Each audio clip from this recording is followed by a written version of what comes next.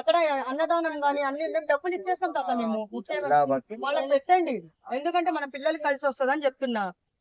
ఎవరి నాలిక ఎట్లా ఉంటుందో ఎవరి దీవెన వేస్ట్ పేరు ఒక్కటి నిలబెట్టుకోండి అంటున్నా. ఇలాంటి వాళ్ళకి కడుపు నిండా అన్నం పెట్టామని చెప్తున్నా నేను. అంత బాబాయ్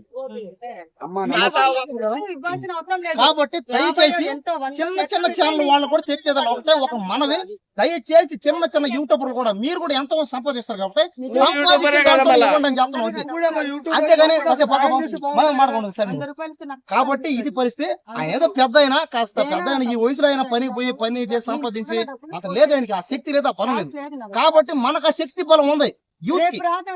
ప్రతి ఒక్క చిన్న యూట్యూబర్ కి పెద్ద యూట్యూబ్ ఛానల్ అందరికీ ఉంది. కాబట్టి ఎంతో కొంత సహాయం చేయండి, వాళ్ళకి ఎంతో కొంత సహాయం చేయండి, వాళ్ళని ఆదుకోండి. అందరూ బతకాలి. తెలుగు చిత్రసీమ ఈ తెలుగు సినిమా ఫీల్డ్ పరిశ్రమ అందరూ బతకాలి. చిన్న ఆర్టిస్టులు కానీ పెద్ద ఆర్టిస్టులు కానీ అందరూ బతకాలని చెప్తారు కదా అందరికి.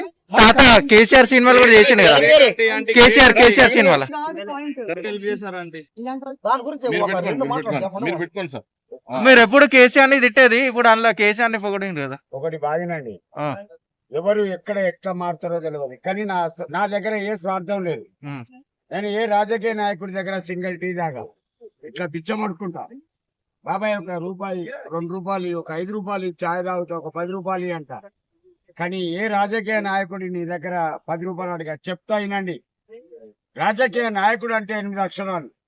రా రాక్షసుడు, జా జలేంద్రుడు, కీచకుడు, యా యమధర్మరాజు. రాజకీయం క్లోజ్. నాయకుడు నారాయణ నారదాముని అలా యమకింకడు, కు అంటే కుబేడు, డు అంటే డూడు బస్మన. 8 మంది కలిస్తే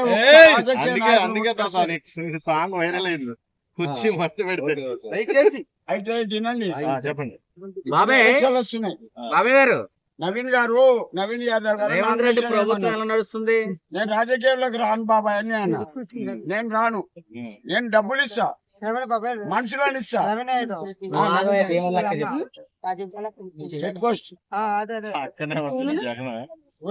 ఇక అన్ని విధాలు నేను చూసుకుంటా అంటే నాకు రాజకీయం వద్దు బాబాయ్ అన్న.